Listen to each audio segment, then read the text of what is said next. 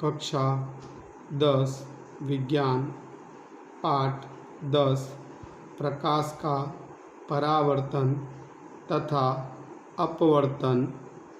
विनय sir, इस video में हम प्रकाश का परावर्तन और कुछ परिभाषाएं और परावर्तन के नियम का अध्ययन करेंगे।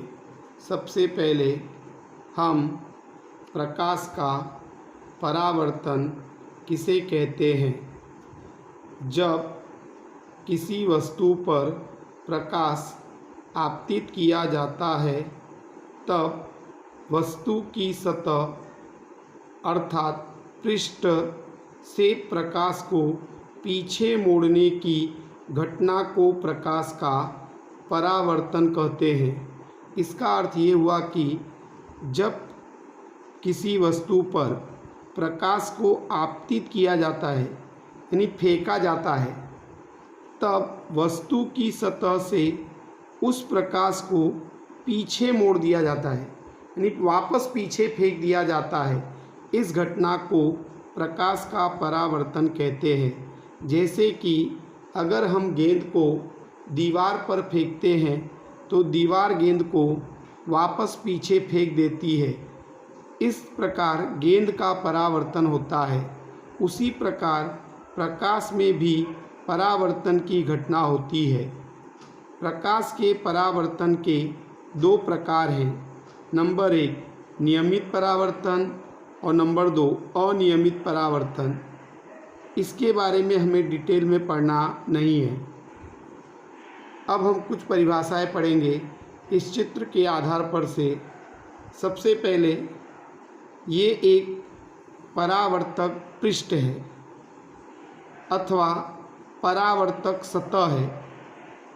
तो सतह पर जो किरण आपात होती है, ये सतह पर किरण आपात हो रही है, तो सतह पर जो किरण आपात होती है उसे कहते हैं आपतित किरण। सतह पर जो किरण आपात होती है उसे आपतित किरण कहते हैं। तो पहली आपतित किरण की परिभाषा, सतह पर जो किरण आपात होती है उसे आपतित किरण कहते हैं। आपतित किरण सतह के जिस बिंदु पर आपात होती है उसे आपतन बिंदु कहते हैं। आपतित किरण सतह के जिस बिंदु पर आपात होती है उसे आपतन बिंदु कहते हैं। तो आपतन बिंदु की परिभाषा, आपतित किरण सतह के जिस बिंदु पर आपात होती है उस बिंदु को आपतन बिंदु कहते हैं। तीसरी परिभाषा, आपतित किरण का सतह के द्वारा परावर्तन होता है और जो किरण हमें मिलती है उसे परावर्तित किरण कहते हैं। आपतित किरण का सतह के द्वारा परावर्तन होता है, इसका अर्थ ये हुआ कि आपतित किरण को वापस पीछे मोड़ दिया जाता है अथवा वापस पीछे फेंक दिया जाता है, तो वो परावर्तन की घटना होती है।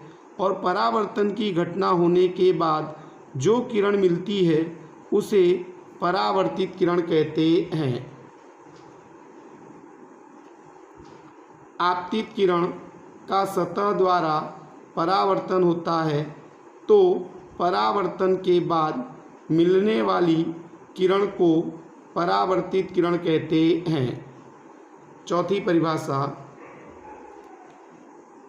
ये सतह पर एक लंब बनाया गया है जो सतह के साथ 90 का कोण बनाता है। तो इस लंब को हम अभिलंब कहते हैं। आपतित किरण अभिलंब के साथ जो कोण बनाती है उसे आपतन कोण कहते हैं। आपतन कोण को थीटा आई द्वारा दर्शाया जाता है। फिर से देखिए, आपतित किरण अभिलंब के साथ जो कोण बनाती है उसे आपतन कोण कहते हैं, जिसे थीटा आई द्वारा दर्शाया जाता है। आपतित किरण अभिलंब के साथ जो कोण बनाती है उसे आपतन कोण कहते हैं। ये परावर्तित किरण है और ये अभिलंब। परावर्तित किरण अभिलंब के साथ जो कोण बनाती है उसे परावर्तन कोण कहते हैं, जिसे थीटा आर द्वारा दर्शाया जाता है। परावर्तित किरण अभिलंब के साथ जो कोण बनाती है उसे परावर्तन कोण कहते हैं, जिसे थीटा आर द्वारा दर्शाया जाता है। परावर्तित किरण अभिलंब के साथ जो कोण बनाती है उसे परावर्तन कोण कहते हैं। अब हम पढ़ेंगे परावर्तन के नियम। पहला नियम, आपतित किरण, परावर्तित किरण और अभिलंब तीनों एक ही समतल में होते हैं। ये आपतित किरण, ये परावर्तित किरण और ये अभिलंब तीनों इसी पेज के ऊपर है, इसलिए ये पेज एक समतल है, तो तीनों किरणें एक ही समतल में होती है। इसका अर्थ ये हुआ कि आपतित किरण, परावर्तित किरण और अभिलंब तीनों एक ही समतल में होते हैं, क्योंकि तीनों चीज़ें इसी पेज पर है, कोई इस पेज के बाहर है नहीं, इसलिए तीनों चीज़ें इसी एक ही समतल में है, ऐसा कहा जाता है। पहला पॉइंट, आपतित किरण, परावर्तित किरण और अभिलंब तीनों एक ही समतल में होते हैं। दूसरा नियम, आपतन कोण और परावर्तन कोण बराबर अथवा समान होते हैं। आपतन कोण और परावर्तन कोण दोनों बराबर होते हैं, इसलिए थीटा आई बराबर थीटा आर।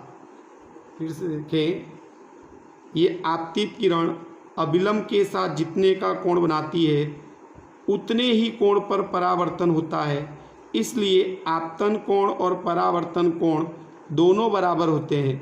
अगर आपतित किरण अभिलंब के साथ 40 का कोण बनाती है तो परावर्तन भी 40 पर होगा, इसलिए आपतन कोण और परावर्तन कोण हमेशा बराबर अथवा समान होते हैं। तो इस प्रकार परावर्तन का दूसरा नियम, आपतन कोण और परावर्तन कोण दोनों बराबर अथवा समान होते हैं, इसलिए आपतन कोण बराबर परावर्तन कोण थीटा आई बराबर थीटा आर। Thank you.